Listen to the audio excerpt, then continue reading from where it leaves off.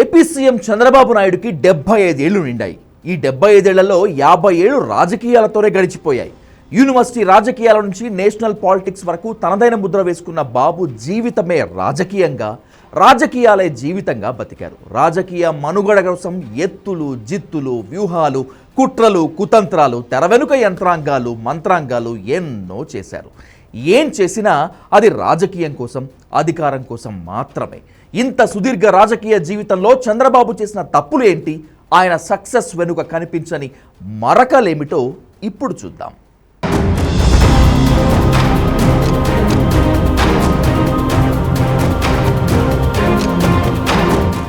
వెంకటేశ్వర యూనివర్సిటీలో MA economics చదువుతూ university రాజకీయాలతో పొలిటికల్ లైఫ్ మొదలుపెట్టిన బాబు 1978లో తొలిసారి కాంగ్రెస్ నుంచి ఎమ్మెల్యేగా గెలిచారు. 1980లోనే ఆయన ఎమ్మెల్యే అయిన 3 ఏళ్లకే మంత్రి అయ్యారు. యువ కమ్మ నాయకుడికి మంత్రి పదవి ఇవ్వాలని కాంగ్రెస్ అధిష్టానం నిర్ణయం తీసుకోవడంతో ఆ పదవి కోసం కాంగ్రెస్లో కరణం బలరామకృష్ణ, చంద్రబాబు నాయుడు పోటీ పడ్డారు. ఏం మాయ చేశారో తెలియదు, గతంలో రౌడీ షీట్ ఉందనే నెపంతో కరణం బలరామకృష్ణకు నిరాకరించి చంద్రబాబుకు మంత్రి పదవి ఇచ్చింది కాంగ్రెస్ అధిష్టానం. ఆ తర్వాత కరణం బలరాం మళ్లీ జీవితంలో మంత్రి కాలేకపోయాడు. చంద్రబాబు నాయుడు మాత్రం లైఫ్లో వెనక్కి తిరిగి చూసుకోలేదు. 1983లో కాంగ్రెస్ తరపున చంద్రగిరిలో పోటీ చేసి ఓడిపోయి ఆ తర్వాత 1984లో మామగారు పార్టీ టీడీపీలో లేటుగా చేరారు చంద్రబాబు. 1985 నుంచి ఈ రోజు వరకు మళ్లీ ఒక్కసారి కూడా ఓడిపోలేదు సిబిఎన్.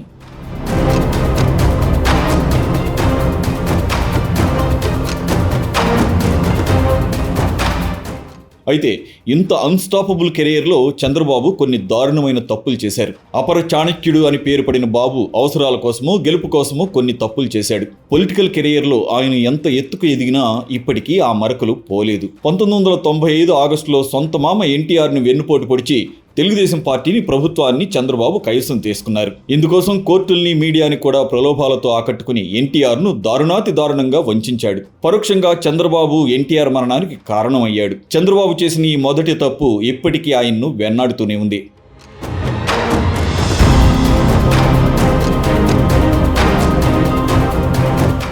1999లో ఆయన తన నాయకత్వంలో మరోసారి టీడీపీని జనం గెలిపించారు. దాంతో ఎన్టీఆర్ చరిష్మాని తుడిచేయగలిగారు. ఐటీ, అర్బన్ డెవలప్మెంట్ పై విపరీతంగా ఫోకస్ చేశారు. ఈ ఊపులో ఆఫ్ ది రికార్డ్ ఒకసారి వ్యవసాయం దండగానే ఆయన అన్న మాటలు ఈ రోజుకి ఆయనకు ఒక రిమార్క్లా నిలిచిపోయాయి. ఎన్ని చేసినా ఇప్పటికీ చంద్రబాబు వ్యవసాయ వ్యతిరేకి అనే ముద్రే ఉంది. వ్యవసాయానికి వ్యతిరేకంగా మాట్లాడటం చంద్రబాబు రెండో తప్పు.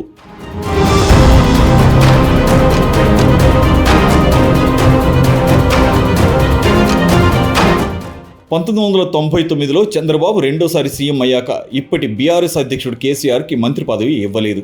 కేసీఆర్కి పోటీగా వెలముకులస్తుడైన సిబిఐ మాజీ డైరెక్టర్ విజయ రామారావుని తీసుకొచ్చి ఏకంగా మంత్రిని చేశాడు బాబు. తనకు మంత్రి పదవి ఇవ్వలేదన్న అక్కసుతో చంద్రశేఖరరావు 2000 సంవత్సరంలో ఏకంగా టీఆర్ఎస్ పార్టీని పెట్టి ప్రత్యేక రాష్ట్ర ఉద్యమం లేవదీశాడు. కేసీఆర్కు ఆ రోజు మంత్రి పదవి ఇచ్చి ఉంటే అసలు తెలంగాణ ఉద్యమమే వచ్చేది కాదు, రాష్ట్రం విడిపోయేది కాదు. చంద్రబాబు చేసిన తప్పు రాష్ట్రం విడిపోవడానికి పరోక్షంగా కారణమైంది. కేసీఆర్కు మంత్రి పదవి ఇవ్వకపోవడం ఆయన మూడో తప్పు.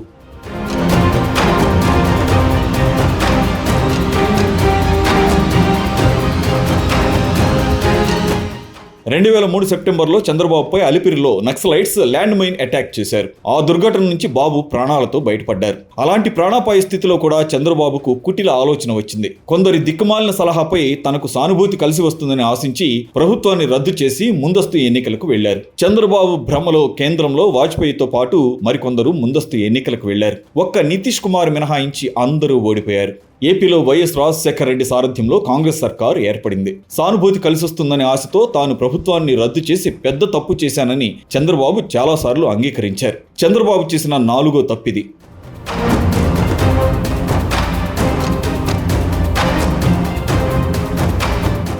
2009లో కాంగ్రెస్ని ఎదుర్కోవడానికి కూటమి కట్టారు చంద్రబాబు. ఏ కేసీఆర్ అయితే విభేదించాడో అదే కేసీఆర్ని కూటమిలో కలుపుకున్నాడు. వామపక్షాలు కూడా కలిశాయి. కానీ అదే సంవత్సరం పీఆర్పీ పెట్టిన చిరంజీవి మాత్రం విడిగా పోటీ చేశాడు. ఇప్పుడు పవన్ కళ్యాణ్ లాగే అప్పుడు చిరంజీవిని చంద్రబాబు కలుపుకుని ఉంటే ఖచ్చితంగా కాంగ్రెస్ ఓడిపోయేది. చిరంజీవిని వదిలేసి కూటమి కట్టి పరోక్షంగా కాంగ్రెస్ ని గెలిపించాడు చంద్రబాబు. ట్రయాంగిల్ ఫైట్ లో కాంగ్రెస్ బయటపడిపోయింది. చిరంజీవి దారుణంగా దెబ్బతిని పీఆర్పీని క్లోజ్ చేసుకున్నాడు. చిరంజీవిని కలుపుకోలేకపోవడం బాబు చేసిన 5వ తప్పు. 2009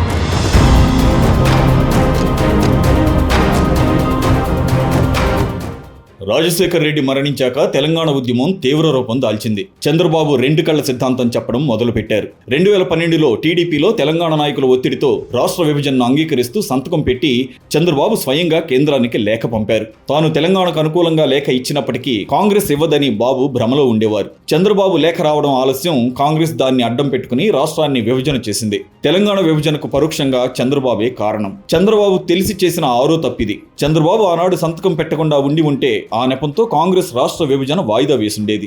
2014లో ఉమ్మడి రాష్ట్రంలోనే ఎన్నికలు జరిగి చంద్రబాబు ఉమ్మడి రాష్ట్రానికి సీఎం అయ్యేవారు.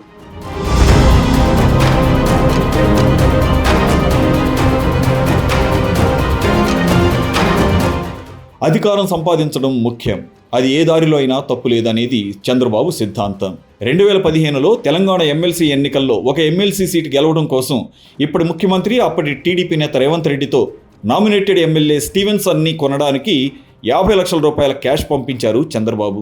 ఆ క్యాష్తో స్టీవెన్సన్ ఇంట్లో అడ్డంగా దొరికిపోయాడు రేవంత్ రెడ్డి. అంతేకాదు ఫోన్లో స్టీవెన్సన్తో మాట్లాడుతూ చంద్రబాబు కూడా దొరికిపోయాడు. ఇప్పటికీ ఆ కేసు నడుస్తోంది. అయితే కేసీఆర్తో రహస్య ఒప్పందం మేరకు హైదరాబాద్ను విడిచిపెట్టి వెళ్లిపోయాడు చంద్రబాబు. దీనివల్ల 10 ఏళ్ల పాటు హైదరాబాద్పై ఏపీకి హక్కు ఉన్నప్పటికీ సీఎం తరలిపోవడంతో కోల్పోయారు ఏపీ వాళ్ళు. కక్కుర్తి రాజకీయాల కోసం చంద్రబాబు చేసిన 7వ తప్పిది.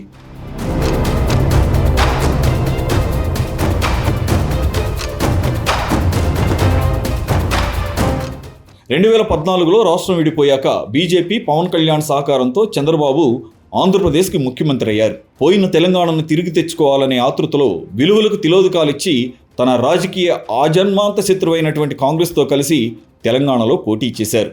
ఆంధ్రప్రదేశ్ని అడ్డగోలుగా విభజించిన కాంగ్రెస్తో చంద్రబాబు కలవడం ఎవ్వరూ ఊహించనిది. దేశంలో ఏ రాజకీయ పార్టీ కానీ, నాయకుడు కానీ దీన్ని జీర్ణించుకోలేకపోయారు. ఇలా ఎవరితోనైనా అంటకాగలిగే శక్తి చంద్రబాబుకు మాత్రమే ఉందనేది అర్థమైంది. మేధావి అనుకున్న చంద్రబాబు ఇక్కడే పప్పులో కాలేశాడు. చంద్రబాబు మళ్లీ తెలంగాణలో అడుగుపెట్టాడని నినాదం ఇచ్చి కేసీఆర్ టీఆర్ఎస్ని రెండోసారి గెలిపించుకున్నాడు. చంద్రబాబు చేసిన అతి దారుణమైన 8వ తప్పు తెలంగాణలో కాంగ్రెస్తో కలిసి పోటీ చేయడం.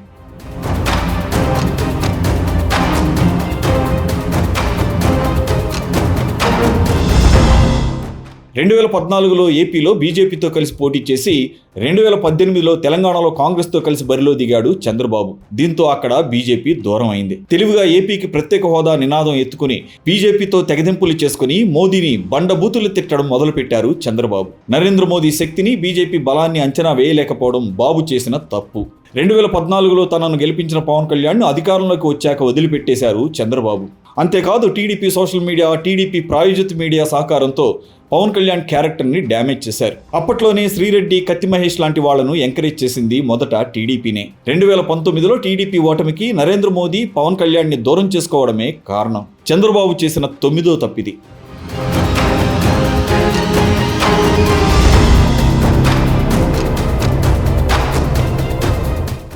2014లో ముఖ్యమంత్రి అయ్యాక లోకేష్ని ఎమ్మెల్సీ చేసి మంత్రి పదవి ఇచ్చేశాడు చంద్రబాబు. తెలంగాణలో కేసీఆర్, కేటీఆర్ని ఎలా అయితే సిద్ధం చేసుకుంటున్నాడో తాను లోకేష్ని అలా తయారు చేసుకోవాలనుకున్నాడు. కానీ ప్రత్యక్ష ఎన్నికల్లో పోటీ చేయకుండా దొడ్డిదారిన లోకేష్ని మంత్రిని చేశాడు. అదే ఊపులో లోకేష్ చేసిన అవినీతి కార్యక్రమాలు చంద్రబాబు ఇమేజ్ని దెబ్బతీశాయి. ప్రధాని మోదీ లాంటి వాడు నేరుగా లోకేష్ అవినీతిని స్వయంగా ఎత్తి చూపించాడు అంటే ఈ విషయం ఎంతగా జనంలోకి వెళ్ళిందో అర్థం చేసుకోవచ్చు. చంద్రబాబు చేసిన 10వ తప్పు అనుభవం లేని లోకేష్కి పవర్స్ ఇవ్వడం.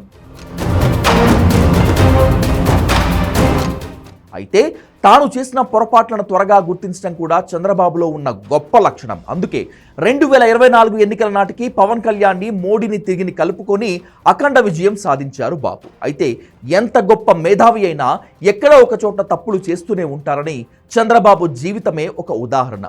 చంద్రబాబు చేసిన కొన్ని పొరపాట్లు తెలుగు రాష్ట్రాల చరిత్ర గతినే మార్చేశాయి.